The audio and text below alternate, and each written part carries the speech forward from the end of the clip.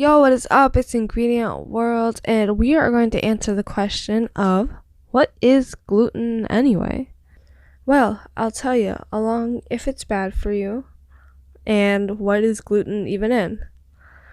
According to Wikipedia, quote, gluten is a structural protein naturally found in certain cereal grains.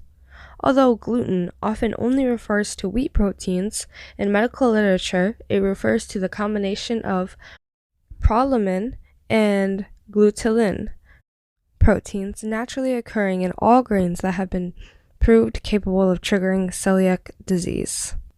Now, this is where all the gluten-free stuff comes in, because about 1% of the population has celiac disease, which is triggered by gluten. And I mean, they make such a big deal of just about 1% of the population.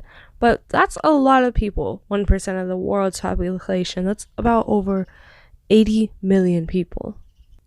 And once you have celiac disease, you can't get rid of it. It's chronic, and it's an immune disorder. It damages the small intestine, and it's triggered by eating foods containing gluten.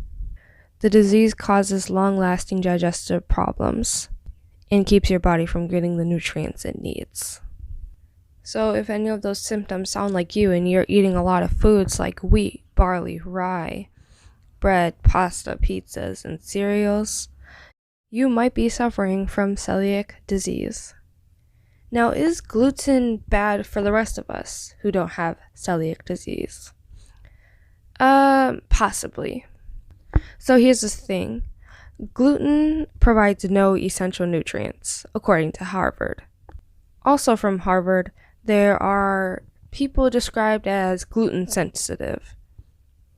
Their tests for celiac disease are negative, yet whenever gluten-containing foods are eaten, they experience symptoms like bloating, diarrhea, or crampy abdominal pain. Which probably makes sense why I look like a balloon every time I get done eating a sandwich. Anyway, back to Harvard.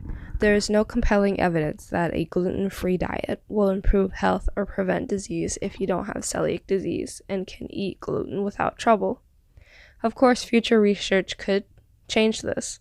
We may someday learn that at least some people without celiac disease or symptoms of intestinal disease are better off avoiding gluten.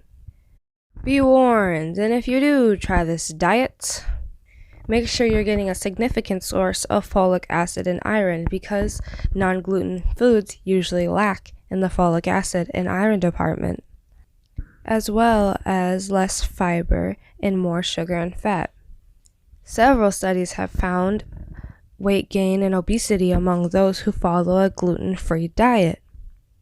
So if you're trying to lose weight with a gluten-free diet, think again.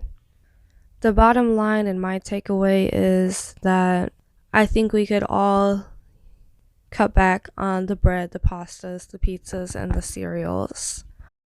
Not just because it contains gluten, also because those generally aren't very healthy foods. I wouldn't go crazy on a gluten-free diet.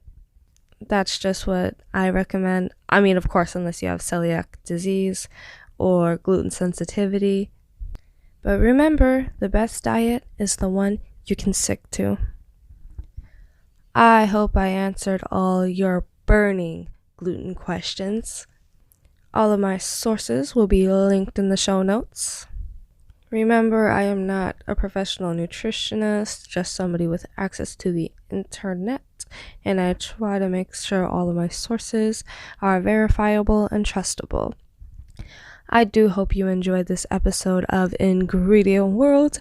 If you have any suggestions, or inquiries, hit me up at ingredientworld@yahoo.com. And if any of you were confused, yes, I rebranded from Ingredient Girl to Ingredient World. I will still go by Ingredient World, but Ingredient Girl is kind of under Ingredient World. Ingredient World encompasses more. So, that's that. I hope you do enjoy the rest of your day, and peace.